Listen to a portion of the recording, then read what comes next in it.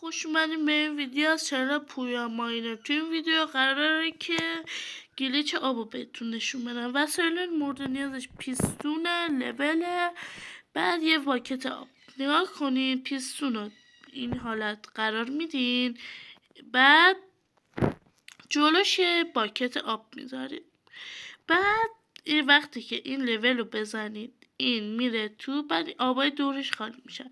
بعد که وقتی که اینا رو بکنید میبینید که کلا اصلا آبه انگار دورش بریر گذاشتین. بعد وقتی زیرش یا دورش هم بکنید میبینید که اصلا آب همونجور مونده. بعد یه چیزی که عجیب تر هست، بذار من یه بلاک بردارم. بعد وقتی که مثلا ببینید وایسید، نگاه کن، من توش یه لول بذارم روشن کنم و بخوام لول رو بکنم، آبم باهاش کنده میشه. خیلی چیز عجیبیه.